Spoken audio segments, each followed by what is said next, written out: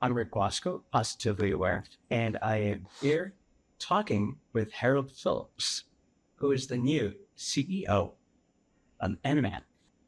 And what a way to get started with USCHA. Yes. How do you feel about that, this transition here at the conference? Yeah, well, the transition at the conference has been smoother, I think, than we expected. And one of the reasons is due to Paul Kawada, our executive director's leadership. He's been executive director for 36 years. And he's been planning for this transition, planning for the retirement, stepping back some in the last year and a half, letting me sort of be out front and be the voice of NMAC.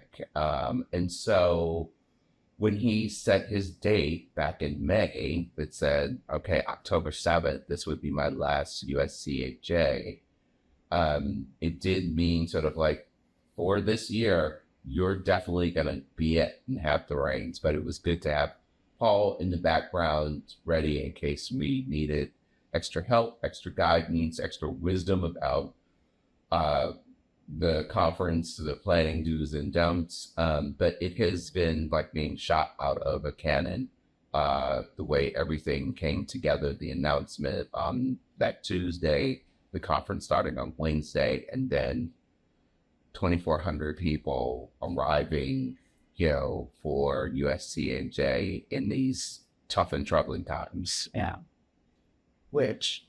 So why did you take this job? Well, when I took the job, it was April of 2024, to be quite honest, and I thought the world was going to be very different. Okay. I really imagined that, I would be working to implement the national HIV/AIDS strategy that I helped produce under the Biden administration, that we would have a government that we could continue to partner with in ending the HIV epidemic, that federal funding would be there, and that we'd be able to really think about not only ending the epidemic, but quality of life for people living with HIV, because we have those indicators in the strategy, and that the battle would be different. Not that it would be easy, but that the battle would be different, and it wouldn't be a battle where we're struggling to hold on or hold the line on federal funding. It wouldn't be a battle to ensure that we're not erased as LGBTQ plus individuals. So I thought the job would be a little bit different, a lot different, like a lot of people who thought the world would be different under a Kamala Harris administration, and an administration that we can still partner with.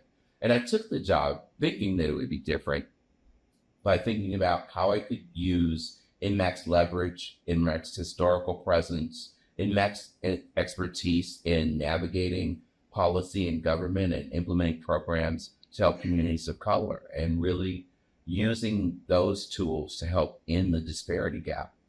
I'm keeping the job and accepting the job primarily. I came to the realization of two things that were important. One, I never started doing this work because I thought it was going to be easy.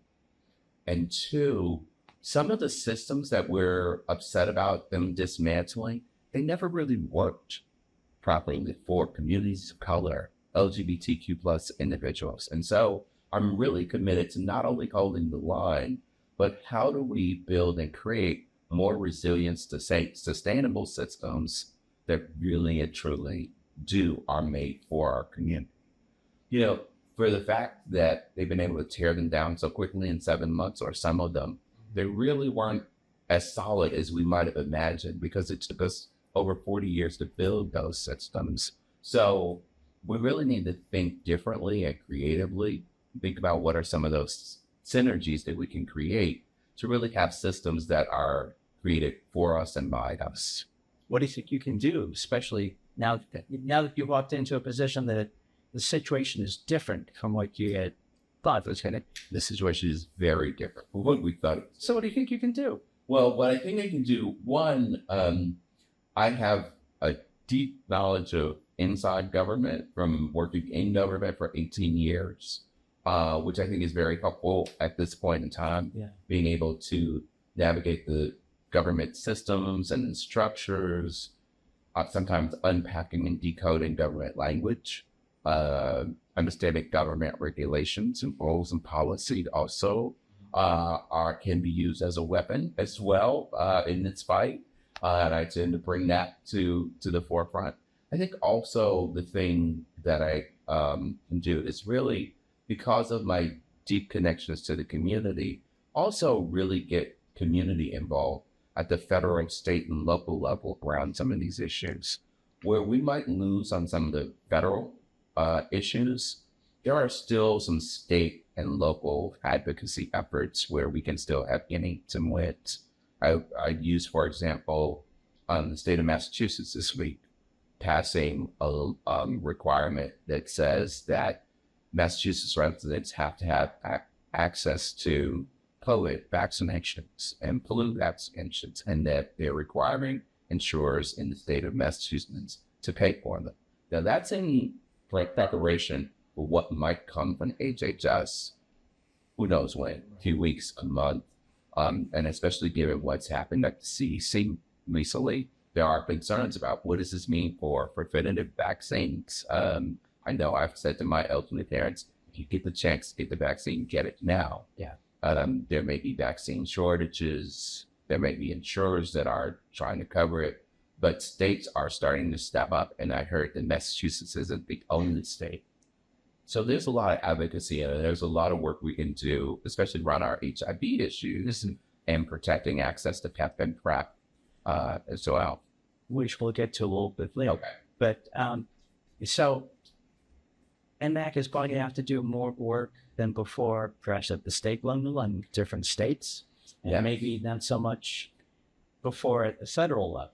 Correct. Is that what you're saying? Well, we're going to be doing work at the federal level still. Like, I will not give up on holding the line where we can on the federal level. But I think working with local organizations around state and local policies, some of this work we have already done in the last year and a half that I've been at NMAC. Okay. So really working with some of the local organizations around Maryland's HIV decriminalization bill.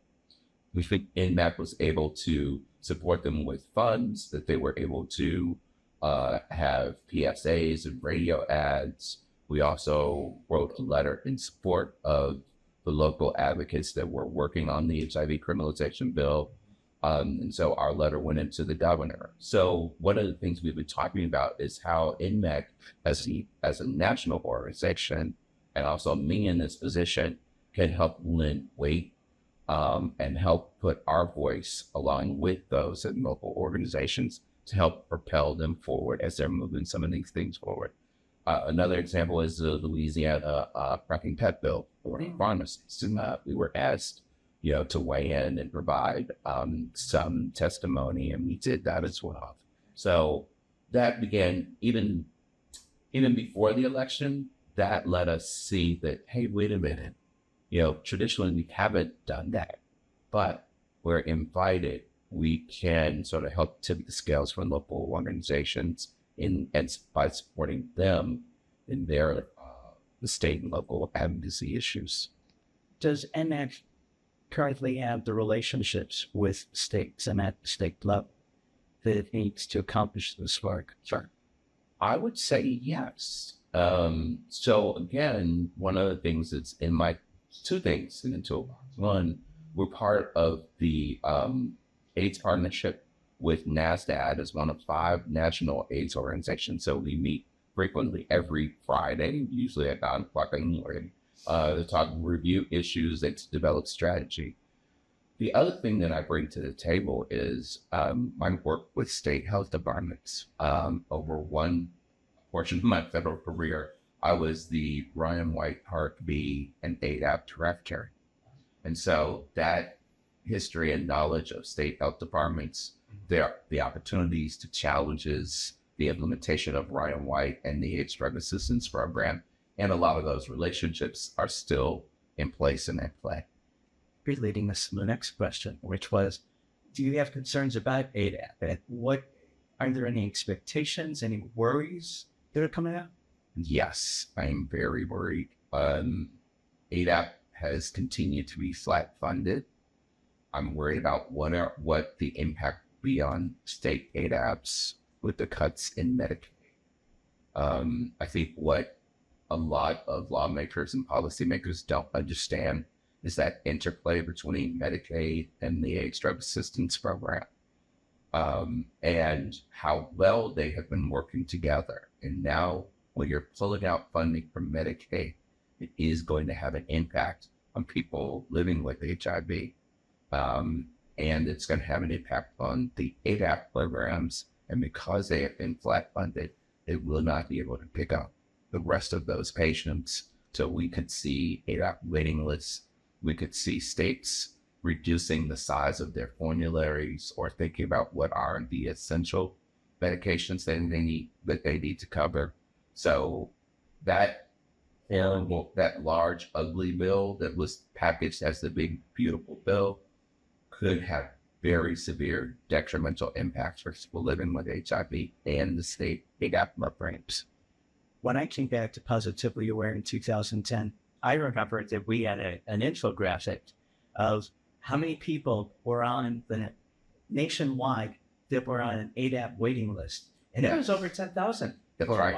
That's right. So in 2010, I was working as a consultant, still doing HIV work. In 2011, I came back to HRSA, and we were still in that stage of ADAP waiting list, the ADAP Emergency Relief Fund program. Congress had sort of passed some emergency funding to help eliminate the ADAP waiting list. We also had, at that point, full implementation of the HCA, which also expanded coverage of medications. And so we were able to get rid of ADAP waiting lists. Maybe it's 2012, 2013, when ADAP waiting lists disappeared. Mm-hmm. Oh, yeah. But with some of this is the thing that worries me about ADAP. Are there other forces that are putting pressure on ADAP?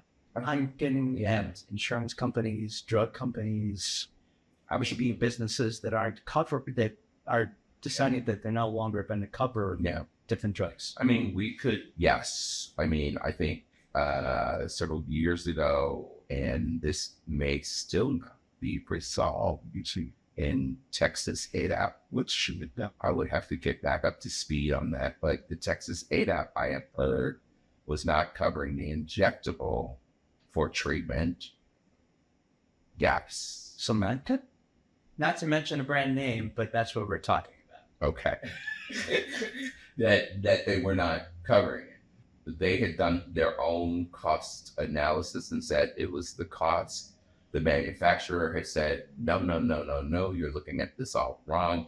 And I don't know if it's been resolved, but I would imagine that there would be pressure on ADAPs there's a lot of exciting things on the horizon in the pipeline in terms of medication that our pharma partners are all working on. If those pass through the trials and get approved, and ADAPs are under constraints, they're going to be a little less willing to have those on their formularies and provide access. Is it possible that it could slow down the pipeline, the development and the release of these new drugs? I would imagine that it would slow down the development and release, and they all sort of have their schedules. Right. But if the access problem, I think, will be the issue. Okay. If they're not included on ADAP formularies, that's a problem. If they're not included on the insurance formularies, that's a problem. I imagine that they will figure out ways to try to work with government to eliminate those. I know also pharma was also a great partner in providing and opening up emergency assistance programs for people during the time of the ADAP wait list too. To think that we would have to go back to all of those strategies due to the cuts in Medicaid and flat funding for Ryan White, pretty difficult. And what's going to happen with Prevexes? Well, what is happening? What is happening? What is happening with Prep Access? And that's sort of a big challenge. I think, like last week, we heard from CVS Health, some of the things that, they were not going to cover the latest 6-month injectable. It's going to be difficult to get this to go, lenacapavir for PrEP, because it's not explicitly in the recommendation from the U.S. Preventive Services Task Force. Cabotegravir for PrEP is included in the updated recommendations. But is somebody going to say this is a loophole or this is a crack that we can go through? Yeah, and I've been having some conversations about that piece of it. And if you give me 3 weeks, I probably have better information on that piece of it. Because what I've been told is the current interpretation is not necessarily accurate, and that yes to go could be covered and should be covered now. They don't have to wait for the grade recommendation from the U.S. Preventive Task Force. I was not able to unpack all of that because of the start of this conference, because I was like, that's going to take a little bit of digging and trying to understand what that says. It may also mean going back to the CMS FAQs on the Center for Medicaid Studies frequently asked questions document, which outlined this piece of it. But, we've had problems with PrEP access. We know there have been insurers that have been doing denials. We know we need to do a better job of education around sort of when insurance company tells you no, that's not necessarily the final no, and that all of them have appeals processes. And we haven't really done a good job of what I call insurance literacy, so that people understand that process and what does it mean and where do I go to appeal. And we also need to see if we can get better enforcement of the current rules and protection by CMS or some other body, so that when folks are violating the ACA and not providing access, that can be addressed. Is it going to become an issue then? It sounds like who's got the final interpretation on recommendations? The U.S. Preventive Task Force makes the recommendation, and then currently it is up to CMS to implement those recommendations, and also work with insurers. And there is this question on, do they have enforcement practice or not? But there is, you administer the program, right? So as someone who worked in government, you administer a program that seems to me you have an obligation to the American public to make sure that it's administered properly, that there are outcomes, and that the program's goals and aims are being achieved. Like there is no enforcement mechanism. But I think at the state level, I think there are enforcers at the state insurance levels that we also have to engage and bring to the table around some of these issues. But aren't some members of state insurance boards elected?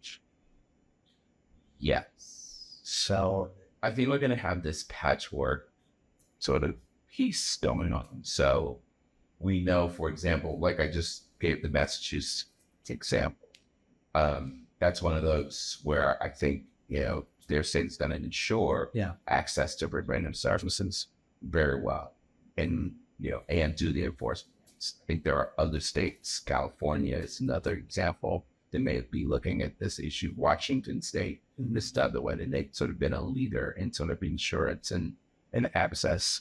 I think too, the other piece that really helped us during the Braidwood case was the private sector. Yeah. Private business wants their workforce to have access to preventive services. It's good business. It's cost effective.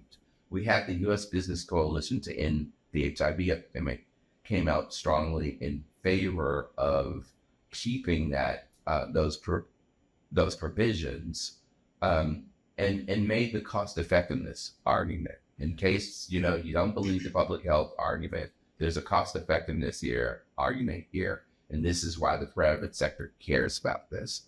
We may need them again to come out swinging, whether it be at the federal or the state level. And I think that they would, and this is where I think the HIV community can also build better coalitions. Yeah. We're talking about cancer screening. We're talking about diabetes. And so together and collectively, and being able to form those coalitions, which is also some of the work that NMAC has done sort of on a national level and bringing folks together to really talk about where we have that overlap, where we can work together on some of these issues. I guess the argument is going to have to be made that accessibility is just good business. It is good that having a healthy fit workforce is, I mean, COVID, you're out for a week, right? Well, COVID is a whole other subject. Right. Yeah. Right. And HIV prevention. Yeah. I mean, prevention, CDC has estimated that if there is not HIV prevention funded through CDC, that we will see another 100,000 infections. Over a course of how many years? CDC modeling shows that in 5 years, eliminating core HIV prevention funding would add greater than 97,000 HIV cases and cost greater than $52 billion in lifetime medical costs. How does it feel to be looking at these government agencies and these offices being dismantled and devastated? I've talked about this with some other folks as well. It's sort of akin to survivor's guilt. The people who are being laid off, traumatized, those in CDC and the shooting, people who are going into work and who are so committed to these issues and being told with things like black out the word transgender or making diversity, equity, and inclusion something that they can't talk about or strive for, or thinking about health equity is now sort of a bad word and they're not supposed to use it and they're not supposed to talk about it. Ending grants that folks have been excited about because they really were reaching community. All of them are really dedicated public health officials who work hard and who have been, in many cases, committed to this for years. It has been upsetting to watch them have to go through it, to hear their stories, and to sometimes try to figure out what I can do to help. What can we as advocates do? What can we as community do to support? We know some of them are in there trying to hold the line and fight the good fight. And we also know that some of them have been sort of systematically pushed out. And I would say for me personally, it is so terribly upsetting. Because when I joined the government in 1997, it was coming from my work at NMAC. And I wasn't quite sure about government. And I remember in the interview, I had the strangest interview, it lasted about an hour. The feds got up from the table and they said, "We're done." And I said, "Well, wait a minute, don't I get to ask you questions?" And everyone said, "Oh, sure, okay." And we spent another hour because I needed to be convinced that at that time that HRSA was truly going to be a partner with the government. It was just at the age of antiretroviral therapy that just sort of been proven effective in 1996. I was looking to join in 1997, and if they weren't serious about partnering with community, I wasn't going to take that job. So we did a 2-hour interview by the time I was done, and I was convinced that at that point, HRSA really and truly is going to be focused on how to save lives, how to do community education and health literacy, how to make sure people had access to medications and knew how to take them effectively to save their lives. And now I don't know that that's the kind of partner we have. And that's what makes me sad and makes me often want to go between screaming and crying. To the people to someone listening or watching this interview, we've said a lot of sad, scary things. What can you say to that? We have a lot of education to do when it comes to HIV. And I experienced this also when I was in the White House. When I would talk to folks and tell them what I do, many folks thought HIV is over. Like, haven't we solved this? Haven't we cured it? They don't see it on television. They don't, they don't read enough about it. And so we've got to be able to tell our stories. Those living with HIV, those at risk. Jeannie White in her plenary talked about the fact that of the 535 members of Congress, there are only 10 that were still in Congress when we passed the Ryan White Care Act in the 90s. Yeah, but and that's because it was like 1990. It was 1990. For them, HIV might have been something they spent like maybe an hour or 45 minutes in history class and learned. It used to be so easy for us as advocates because many of the folks on Capitol Hill were living through the epidemic like we were. And so we go and sort of the advocacy and the movement was able to have progress in a way that, was a little bit easier from somebody who maybe HIV/AIDS was a chapter of their 1980s history book and they spent 30 minutes on it in class and then the bell rang and they went to recess. That's very different. And so the level of education and understanding that we as a community need to do with our lawmakers at the state and at the federal level and at the local level is something that I think everyone needs to do. I was on the Hill in February and someone said to me, we support the Ryan White Care Act. And so that meets all the needs of the HIV community. This was a health policy Hill staffer. And I had to say, well, not exactly, and explain sort of the interplay between Medicaid and Medicare. The Ryan White only serves half a million patients. There are 1.2 million people in the United States with HIV. I had to explain HIV prevention. And so that, I think, is part of the work. I think what makes me happy about a lot of this is that we're all together and we're not alone in this. I think the United States Conference on AIDS has shown me a little bit more about the depth and the resilience of the community. Sean, and Harold, thank you so much for spending some time with us. Thank you. And thank you.